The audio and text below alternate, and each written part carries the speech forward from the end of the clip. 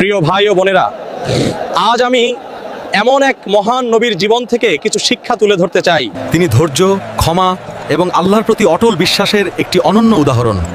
তিনি হযরত ইউসুফ আলাইহিস সালাম। আমরা সূরা ইউসুফ থেকে জানতে পারি তিনি জীবনে কত কঠিন পরীক্ষার সম্মুখীন হয়েছেন। ভাইদের ষড়যন্ত্র, দাসত্ব, কারাবাস, তবুও আমি কখনো হতাশ হয়নি, বরং আমি আমার দুঃখ ও কষ্ট আল্লাহর কাছেই পেশ করি। মানুষের কাছে নয়, আমাদের কষ্টের কথা একমাত্র আল্লাহর কাছেই বলা উচিত। যে ব্যক্তি ধৈর্য ধারণ করে এবং তাকওয়া অবলম্বন করে, আল্লাহ তার প্রতিদান নষ্ট করেন না। জীবনে ধৈর্য এবং আল্লাহর ভয় হলো সাফল্যের প্রধান চাবিকাঠি।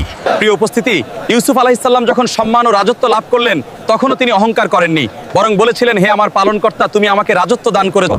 ইউসুফ আলাইহিস সালাম কারাগারে থেকেও মানুষকে তাওহীদের দাওয়াত দিয়েছেন।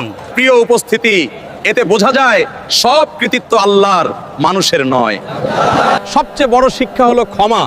যখন ইউসুফ আলাইহিস সালামের ভাইয়েরা ভুল স্বীকার করে তার সামনে এলো, তিনি বললেন, আজ তোমাদের ওপর কোনো দোষারোপ নেই, এটি প্রমাণ করে ক্ষমা করা মহত্বের পরিচয়। সূরা ইউসুফ আমাদের শেখায় ধৈর্য ধরতে, আল্লাহর উপর ভরসা রাখতে, সত্যের পথে অটল থাকতে এবং মানুষকে ক্ষমা করতে। আপনি যদি আমার ভিডিও পছন্দ করেন, তাহলে ধর্ম প্রচারের স্বার্থে শেয়ার করুন।